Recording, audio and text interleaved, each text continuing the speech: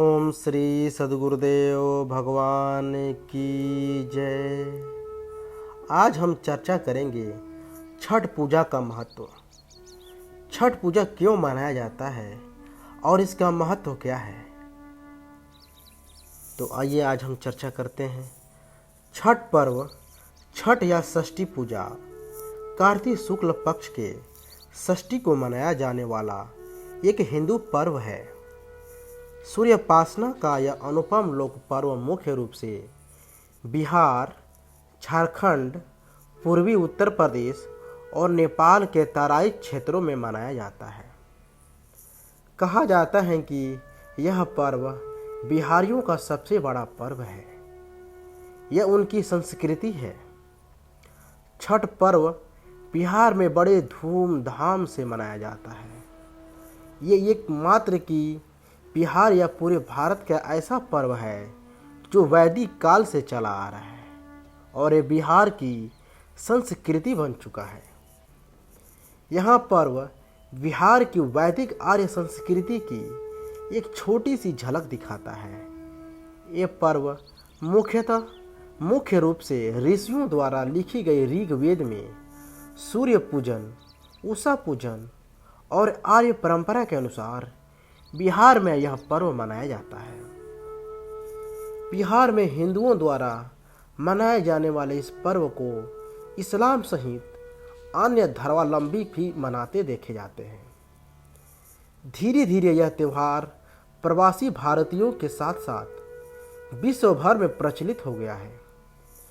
छठ पूजा सूर्य, उषा, प्रकृति, जल, वायु और उनकी बहन छठी मैया को समर्पित है, ताकि उन्हें पृथ्वी पर जीवन की देवताओं को बहाल करने के लिए धन्यवाद और कुछ शुभकामनाएं देने का अनुरोध किया जाए। छठ में कोई मूर्ति पूजा शामिल नहीं है। त्योहार के अनुष्ठान कठोर है और 4 दिनों की अवधि में मनाए जाते हैं। इनमें पवित्र स्नान, उपवास और पीने के पानी वृता से दूर रहना, लंबे समय तक पानी में खड़ा होना और प्रार्थना प्रसाद और अर्घ्य देना शामिल है। पर्वती नामक मुख्य उपासक संस्कृत पारो से, जिसका मतलब है अवसर या त्योहार, आमतौर पर महिलाएं होती हैं। हालांकि बड़ी संख्या में पुरुष इस उत्सव का पालन करते हैं, क्योंकि छठ लिंग विशिष्ट त्योहार नहीं है। छठ महापर्व के व्रत को स्त्री पुरुष बूढ़े जवान सभी लोग करते हैं। कुछ भक्त नदी के किनारों के लिए सिर के रूप में एक प्रोस्टेशन मार्च भी करते हैं। पर्यावरणविदों का दावा है कि छठ सबसे पर्यावरण अनुकूल हिंदू त्योहार है। यह त्योहार नेपाली और भारतीय लोगों द्वारा अपने डायस्पोरा के साथ मनाया जाता है। इनकी एक कथा आती है। एक कथा के अनुसार प्रथम देवासुर संग्राम में जब असुरों के हाथों देवता हार गए थे, तब देव माता अदिति ने तेजस्वी पुत्र की प्राप्ति के लिए देवारण्य के देव सूर्य मंदिर में छठी मैया की आराधना की थी। तब प्रसन्न होकर छठी मैया ने उन्हें सर्वगुण संपन्न तेजस्वी पुत्र होने का वरदान दिया था। इसके बाद अदिति के पुत्र हुए त्रिदेव रूप में आदित्य भगवान, जिन्होंने असुरों पर देवताओं को विजय दिलाई। कहा जाता है कि उसी समय से देवसेना षष्ठी देवी के नाम पर इस धाम का नाम देव हो गया और छठ का चलन भी शुरू हो गया। छठ षष्ठी का अपभ्रंश है। कार्तिक मास की अमावस्या को दिवाली मनाने के बाद मनाए जाने वाले इस 4 दिवसीय व्रत की सबसे कठिन और महत्वपूर्ण रात्रि कार्तिक शुक्ल षष्ठी की होती है। कार्तिक शुक्ल पक्ष के षष्ठी को यह व्रत मनाए जाने के कारण इसका नामकरण छठ व्रत पड़ा। छठ पूजा साल में 2 बार होती है, एक चैत मास में और दूसरा कार्तिक मास शुक्ल पक्ष चतुर्थी तिथि, पंचमी तिथि, षष्ठी तिथि और सप्तमी तिथि तक मनाया जाता है। षष्ठी देवी माता को कात्यायनी माता के नाम से भी जाना जाता है। नवरात्रि के दिन में हम षष्ठी माता की पूजा करते हैं। षष्ठी माता की पूजा घर परिवार के सदस्यों के सभी सदस्यों की सुरक्षा एवं स्वास्थ्य लाभ के लिए करते हैं। षष्ठी माता की पूजा सूरज भगवान और माँ गंगा की पूजा देश में एक लोकप्रिय पूजा है। यह प्राकृतिक सौंदर्य और परिवार के कल्याण के लिए की जाने वाली एक महत्वपूर्ण पूजा है। इस पूजा में गंगा स्थान या नदी तालाब जैसे जगह होने अनिवार्य है। यही कारण है कि छठ पूजा के लिए सभी नदी तालाब की साफ सफाई किया जाता है और नदी तालाब को सजाया जाता है। प्राकृतिक सौंदर्य में गंगा मैया या नदी तालाब मुख्य स्थान है। भारत में छठ सूर्योपासना के लिए प्रसिद्ध पर्व है। मूलतः सूर्य षष्ठी व्रत होने के कारण इसे छठ कहा गया है। यह पर्व वर्ष में 2 बार मनाया जाता है, पहली बार चैत्र में, दूसरी बार कार्तिक में।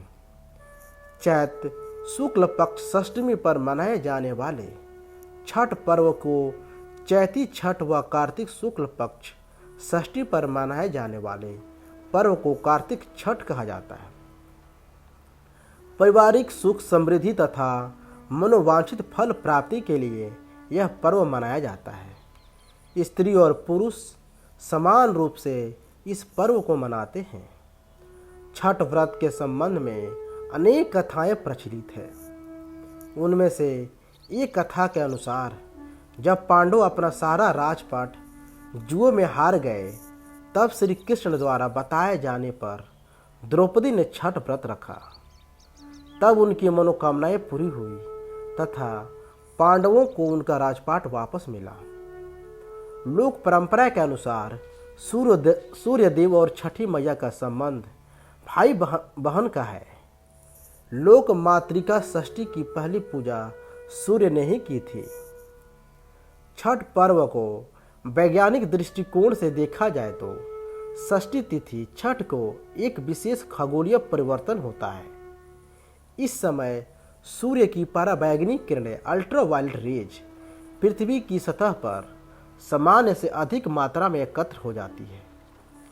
इस कारण इसके संभावित कुप्रभावों से मानव की यथासंभव रक्षा करने का सामर्थ्य प्राप्त होता है। पर्व पालन से सूर्य, तारागण, प्रकाश, पराबैंगनी किरण के हानिकारक प्रभाव से जीवों की रक्षा संभव है। पृथ्वी के जीवों को इससे बहुत लाभ मिलता है। सूर्य के प्रकाश के साथ उसकी पराबैंगनी किरण भी चंद्रमा और पृथ्वी पर आती है। सूर्य का प्रकाश जब पृथ्वी पर पहुंचता है तो पहले वायुमंडल मिलता है। वायुमंडल में प्रवेश करने पर उसे आयन मंडल मिलता है। पराबैंगनी किरणों का उपयोग कर वायुमंडल अपने ऑक्सीजन तत्व को संश्लेषित कर उसे उसके एलोट्रॉप ओजोन में बदल देता है। इस क्रिया द्वारा सूर्य की पराबैंगनी किरणों का अधिकांश भाग पृथ्वी के वायुमंडल में ही अवशोषित हो जाता है। पृथ्वी की सतह पर केवल उसका नगण्य भाग ही पहुंच पाता है। सामान्य अवस्था में पृथ्वी की सतह पर पहुंचने वाली पराबैंगनी किरण की मात्रा मनुष्यों या जीवों के सहन करने की सीमा में होती है।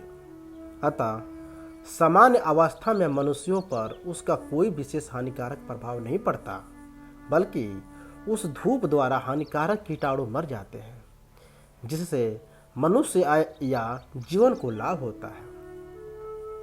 छठ जैसी खगोलीय स्थिति चंद्रमा और पृथ्वी के भ्रमण तलों की समरेखा के दोनों छोर पर सूर्य की पराबैंगनी किरणें कुछ चंद्र सतह से परिवर्तित तथा कुछ गोलियां परिवर्तित होती है, पृथ्वी पर पुनः सामान्य से अधिक मात्रा में पहुंच जाती है।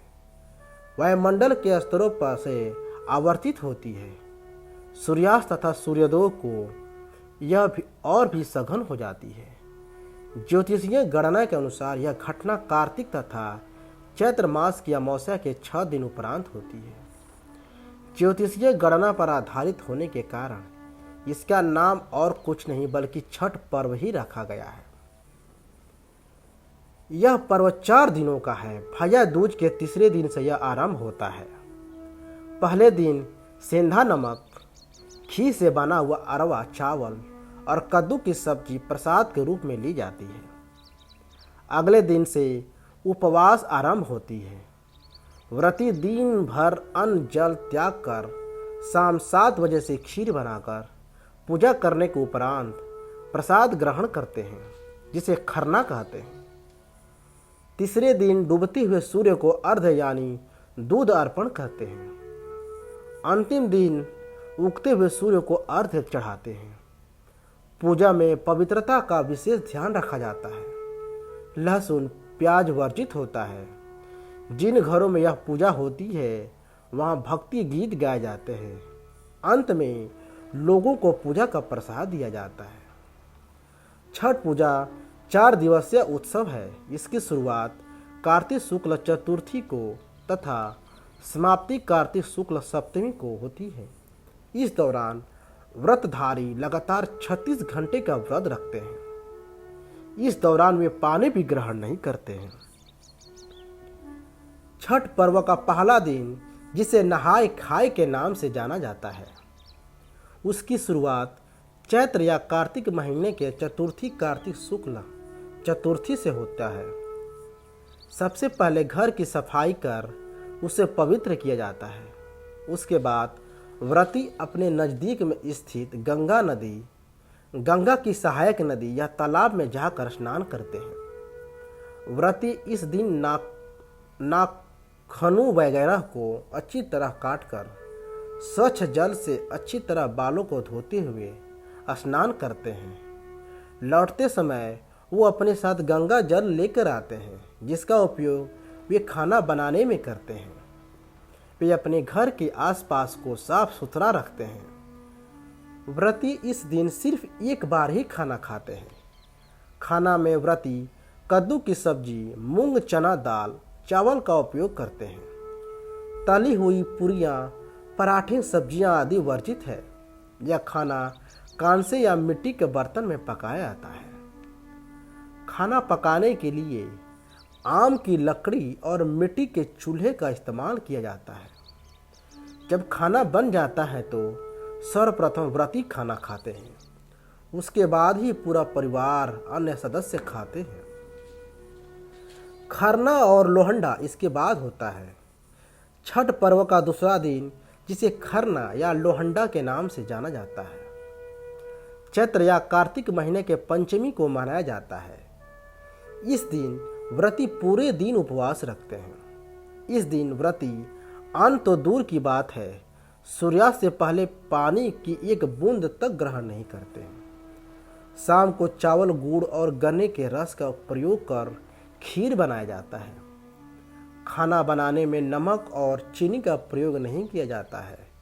इन्हीं 2 चीज़ों को पुनः सूर्य देव को नैवेद्य देकर उसी घर में एकांत करते हैं, अर्थात एकांत रहकर उसे ग्रहण करते हैं। परिवार के सभी सदस्य उस समय घर से बाहर चले जाते हैं ताकि कोई शोर न हो सके। एकांत से खाते समय व्रती हेतु किसी तरह की आवाज़ सुनना पर्व के नियम के विरुद्ध है। पुनः व्रती खाकर अपने सभी परिवारजनों एवं मित्रों रिश्तेदारों को वहीं खीर रोटी का प्रसाद खिलाते हैं। इस संपूर्ण प्रक्रिया को खरना कहते हैं। चावल का पिट्ठा व घी लगी रोटी भी प्रसाद के रूप में वितरित की जाती है। इसके बाद अगले 36 घंटों के लिए व्रती निर्जला व्रत रखते हैं। मध्य रात्रि को व्रती छठ पूजा के लिए विशेष प्रसाद ठेकुआ बनाती है। छठ पर्व का तीसरा दिन, जिसे संध्या अर्घ्य के नाम से जाना जाता है, चैत्र या कार्तिक शुक्ल षष्ठी को मनाया जाता है। पूरे दिन सभी लोग मिलजुल कर पूजा की तैयारियां करते हैं। छठ पूजा के लिए विशेष प्रसाद जैसे ठेकुआ, चावल के लड्डू, जैसे कचवनियाँ भी कहा जाता है, बनाया जाता है। छठ पूजा के लिए एक बांस की बनी हुई टोकरी, जिसे दौरा कहते हैं, में पूजा के प्रसाद फल डालकर देवकारी में रख दिया जाता है। वहाँ पूजा अर्चना करने के बाद शाम को एक सूप में नारियल, 5 प्रकार के फल और पूजा का अन्य सामान लेकर दौरा में रखकर घर का पुरुष अपने हाथों से उठाकर छठ घाट पर ले जाता है। यह अपवित्र न हो, इसीलिए इसे सर के ऊपर की तरफ रखते हैं। छठ की तरफ से जाते हुए रास्ते में प्रायः महिलाएं छठ का गीत गाते हुए जाती हैं। नदी या तालाब के किनारे जाकर महिलाएं घर के किसी सदस्य द्वारा बनाए गए चबूतरे पर बैठती हैं। नदी से मिट्टी निकालकर छठ माता का चौरा बना रहता है, उस पर पूजा का सारा सामान रखकर नारियल चढ़ाते हैं और दीप जलाते हैं। सूर्यास्त से कुछ समय पहले सूर्यदेव की पूजा का सारा सामान लेकर घुटने भर पानी में जाकर खड़े हो जाते हैं और डूबते हुए सूर्य देव को अर्घ्य देकर 5 बार परिक्रमा करते हैं। सामग्रियों में व्रतियों द्वारा स्वनिर्मित गेहूं के आटे से निर्मित ठेकुआ सम्मिलित होते हैं। यह ठेकुआ इसीलिए कहलाता है क्योंकि इसे काठ के एक विशेष प्रकार के डिजाइनदार फर्म पर आटे की लुगदी को ठोकर बनाया जाता है।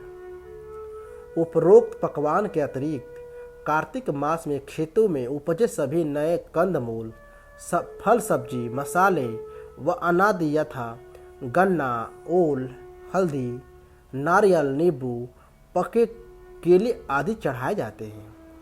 ये सभी वस्तुएं साबुत, बिना कटे टूटे ही अर्पित होते हैं। इसके अतिरिक्त दीप जलाने हेतु नए दीप, नई बत्तियां व घी ले जाकर घाट पर दीपक जलाते हैं। इसके बाद सबसे महत्वपूर्ण अन्न जो है वह है कुसही केराव के दाने, हल्का हरा काला मटर से थोड़ा छोटा दाना, जो टोकरों में लाए जाते हैं। पर सांध्य अर्घ में सूरज देव को अर्पित नहीं किए जाते हैं। इन्हें टोकरे में कल सुबह उगते हुए सूर्य को अर्पण करने हेतु सुरक्षित रख दिया जाता है। बहुत सारे लोग घाट पर रात भर ठहरते हैं। वहीं कुछ लोग छठ का गीत गाते हुए सारा सामान लेकर घर आ जाते हैं और उसे देवकरी में रख देते हैं। चौथे दिन कार्तिक शुक्ल सप्तमी की सुबह उदीयमान सूर्य को अर्घ्य दिया जाता है। सूर्योदय से पहले ही व्रती लोग घाट पर उगते सूर्यदेव की पूजा हेतु पहुंच जाते हैं और शाम की ही तरह उनके पूजन परिजन उपस्थित रहते हैं। संध्या अर्घ्य में अर्पित पकवानों को नए पकवानों से प्रतिस्थापित कर दिया जाता है, परंतु कंदमूल फलादि वहीं रहते हैं। सभी नियम विधान सांध्य अर्घ्य की तरह ही होते हैं। सिर्फ व्रती लोग इस समय पूरब की ओर मुँह करके पानी में खड़े होते हैं व सूर्योपासना करते हैं। पूजा अर्चना समाप्तोपरांत घाट का पूजन होता है। वहाँ उपस्थित लोगों में प्रसाद वितरण करके व्रती घर आकर जाते हैं और घर पर भी अपने परिवार आदि को प्रसाद वितरण करते हैं। व्रती घर वापस आकर गांव के पीपल के पेड़, जिसको ब्रह्म बाबा कहते हैं, वहां जाकर पूजा करते हैं। पूजा के पश्चात व्रती कच्चे दूध का शरबत पीकर तथा थोड़ा प्रसाद खाकर व्रत पूर्ण करते हैं, जिसे पारणा या परना कहते हैं। व्रती लोग खरना दिन से आज तक निर्जला उपवासोपरांत आज सुबह ही नमक युक्त भोजन करते हैं। छठ उत्सव के केंद्र में छठ व्रत है, जो एक कठिन तपस्या की तरह है। यह छठ व्रत अधिकतर महिलाओं द्वारा किया जाता है। कुछ पुरुष भी इस व्रत रखते हैं। व्रत रखने वाली महिलाओं को परवैतीन कहा जाता है। 4 दिनों के इस व्रत में व्रती को लगातार उपवास करना होता है। भोजन के साथ ही सुखद शैया का भी त्याग किया जाता है। पर्व के लिए बनाए गए कमरे में व्रती फर्श पर एक कंबल या चादर के सहारे ही रात बिताती है। इस उत्सव में शामिल होने वाले लोग नए कपड़े पहनते हैं। जिनमें किसी प्रकार की सिलाई नहीं की गई होती है। व्रती को ऐसी कपड़ा पहनना अनिवार्य होता है। महिलाएं साड़ी और पुरुष धोती पहनकर छठ करते हैं। छठ पर्व को शुरू करने के बाद सालों साल तब तक करना होता है जब तक कि अगली पीढ़ी की किसी विवाहित महिला इसके लिए तैयार न हो जाए। घर में किसी की मृत्यु हो जाने पर यह पर्व नहीं मनाया जाता है। ऐसी मान्यता है कि छठ पर्व पर व्रत करने वाली महिलाओं को पुत्र रत्न की प्राप्ति होती है। पुत्र की चाहत रखने वाली और पुत्र की कुशलता के लिए सामान्य तौर पर महिलाएं यह व्रत रखती है। पुरुष भी पूरी निष्ठा से अपने मनोवांछित कार्य को सफल होने के लिए व्रत रखते हैं। छठ पर्व मूलतः सूर्य की आराधना का पर्व है, जिसे हिंदू धर्म में विशेष स्थान प्राप्त है। हिंदू धर्म के देवताओं में सूर्य ऐसे देवता हैं जिन्हें मूर्त रूप में देखा जा सकता है। सूर्य की शक्तियों का मुख्य स्रोत उनकी पत्नी उषा और प्रत्युषा है। छठ में सूर्य के साथ साथ दोनों शक्तियों की प्रयुक्त आराधना होती है। प्रातः काल में सूर्य की पहली किरण उषा और सायं काल में सूर्य की अंतिम किरण प्रत्युषा को अर्घ्य देकर दोनों का नमन किया जाता है। भारत में सूर्योपासना ऋग्वेद काल से होती आ रही है। सूर्य और इसकी उपासना की चर्चा विष्णु पुराण, भागवत पुराण, ब्रह्म वैवर्त पुराण आदि में विस्तार से की गई है। मध्यकाल तक छठ सूर्योपासना के व्यवस्थित पर्व के रूप में प्रतिष्ठित हो गया है, जो अभी तक चला आ रहा है। सृष्टि और पालन शक्ति के कारण सूर्य की उपासना सभ्यता के विकास के साथ विभिन्न स्थानों पर अलग अलग रूप में प्रारंभ हो गई, लेकिन देवता के रूप में सूर्य की वंदना का उल्लेख पहली बार ऋग्वेद में मिलता है। इसके बाद अन्य सभी वेदों के साथ ही उपनिषद आदि वैदिक ग्रंथों में इसकी चर्चा प्रमुखता से हुई है। निरुक्त के रचयिता यास्क ने हिंदुस्तानी देवताओं में सूर्य को पहले स्थान पर रखा है। उत्तर वैदिक काल के अंतिम कालखंड में सूर्य के मानवीय रूप की कल्पना होने लगी। इसने कालांतर में सूर्य के मूर्ति पूजा का रूप ले लिया। पौराणिक काल आते आते सूर्य पूजा का प्रचलन और अधिक हो गया। अनेक स्थानों पर सूर्य देव के मंदिर भी बनाए गए। आरोग्य देवता के रूप में भी पौराणिक काल में सूर्य का आरोग्य देवता भी माना जाने लगा था। सूर्य की किरणों में कई रोगों को नष्ट करने की क्षमता पाई गई। ऋषि मुनियों ने अपने अनुसंधान के क्रम में किसी खास दिन इसका प्रभाव विशेष पाया। संभवतः यही छठ पर्व के उद्भव की बेला हो रही है। भगवान कृष्ण के पौत्र सांब को कुष्ठ रोग हो गया था। इस रोग से मुक्ति के लिए विशेष सूर्योपासना की गई, जिसके लिए शाक्य द्वीप से ब्राह्मणों को बुलाया गया था। छठ पूजा की परंपरा और उसके महत्व का प्रतिपादन करने वाली अनेक पौराणिक और लोक कथाएं प्रचलित है। एक मान्यता के अनुसार लंका विजय के बाद राम राज्य की स्थापना के दिन कार्तिक शुक्ल षष्ठी को भगवान राम और माता सीता ने उपवास किया और सूर्यदेव की आराधना की। सप्तमी को सूर्योदय के समय पुनः अनुष्ठान कर सूर्योदय से आशीर्वाद प्राप्त किया था। एक अन्य मान्यता के अनुसार छठ पूर्व की शुरुआत महाभारत काल में भी हुई थी। सबसे पहले सूर्यपुत्र कर्ण ने सूर्यदेव की पूजा शुरू की। कर्ण भगवान सूर्य के परम भक्त थे। वह प्रतिदिन घंटों कमर तक पानी में खड़े होकर सूर्यदेव को अर्घ्य देते थे। सूर्यदेव की कृपा से ही वे महान योद्धा बने थे। आज भी छठ में अर्घ्य दान की यही पद्धति प्रचलित है। कुछ कथाओं में पांडवों की पत्नी द्रौपदी द्वारा भी सूर्य की पूजा करने का उल्लेख है और वे अपने परिजनों के उत्तम स्वास्थ्य की कामना और लंबी उम्र के लिए नियमित सूर्य पूजा करती थी। एक कथा और आती है। एक कथा के अनुसार राजा प्रियव्रत को कोई संतान नहीं थी। तब महर्षि कश्यप ने पुत्रेष्ठी यज्ञ कराकर उनकी पत्नी मालिनी को यज्ञाहुति के लिए बनाई गई खीर दी। इसके प्रभाव से उन्हें पुत्र हुआ, परंतु वह मृत पैदा हुआ। प्रियवद पुत्र को लेकर शमशान गए और पुत्र वियोग में प्राण त्यागने लगे। उसी वक्त ब्रह्मा जी की मानस कन्या देवसेना प्रकट हुई और कहा कि सृष्टि के मूल प्रवृत्ति के छठे अंश से उत्पन्न होने के कारण मैं षष्ठी कहलाती हूँ। हे राजन, आप मेरी पूजा करें तथा लोगों को भी पूजा के प्रति प्रेरित करें। राजा ने पुत्र इच्छा से देवी षष्ठी का व्रत किया और उन्हें पुत्र रत्न की प्राप्ति हुई। यह पूजा कार्तिक शुक्ल षष्ठी को हुई थी। छठ पूजा का सबसे महत्वपूर्ण पक्ष इसकी सादगी, पवित्रता और लोक पक्ष है।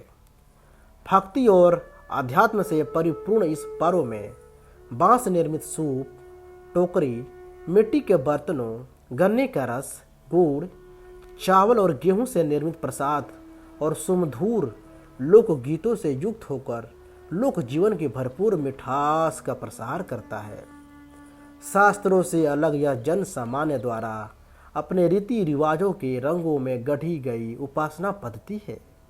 इसके केंद्र में वेद पुराण जैसे धर्म ग्रंथ न होकर किसान और ग्रामीण जीवन है। इस व्रत के लिए न विशेष धन की आवश्यकता है, न पुरोहित या गुरु के अर्ध्यता है कि जरूरत पड़ती है तो पास पड़ोस के सहयोग की, जो अपनी सेवा के लिए सहर्ष और कृतज्ञता पूर्वक प्रस्तुत रहता है। इस उत्सव के लिए जनता स्वयं अपने सामूहिक अभियान संगठित करती है। नगरों की सफाई, व्रतियों की गुजरने वाले रास्तों का प्रबंधन, तालाब या नदी किनारे अर्घ्य देना, दान की उपयुक्त व्यवस्था के लिए समाज सरकार की सहायता की राह नहीं देखता। इस उत्सव में खरना के उत्सव से लेकर अर्घ्य दान तक समाज की अनिवार्य उपस्थिति बनी रहती है।